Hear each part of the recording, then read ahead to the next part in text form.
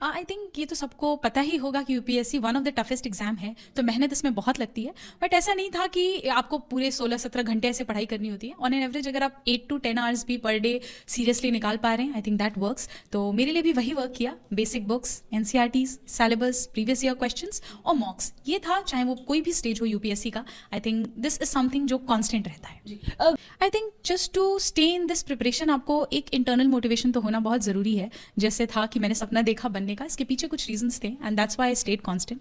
Parents का हमेशा से ही सपोर्ट रहा है उनका, तो that's also kept me going. इसके अलावा ये था कि पहले 3 अटेम्प्ट्स में मैंने प्रीलिम्स नहीं हो पाया, बट उसके बाद जब एक बार मैंने मेंस लिखा और नेक्स्ट लास्ट ईयर भी मैं गई थी इंटरव्यू तक, कट ऑफ से 12 नंबर कम थे, बट देन लास्ट ईयर मुझे कुछ गलतियां समझ में आई and I got an opportunity कि मैं उस पर काम कर सकूं and this year I worked on that and I think that worked in favour as well. तो वो एक कौन सी कॉमन गलती है जो लोग ज़्यादातर कर रहे हैं?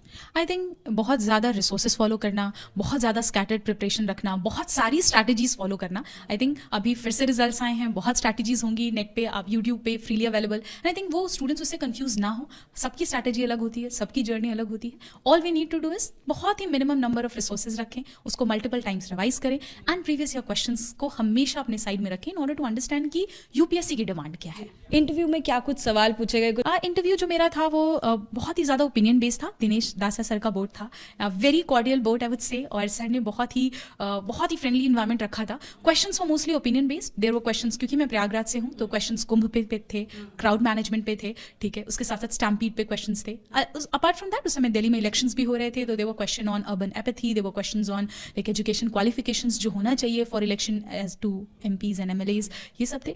फिर यही था। उसके अलावा कुछ इंटरनेशनल रिलेशन से भी क्वेश्चन आए, क्योंकि पीएसआईआर मेरा ऑप्शनल था।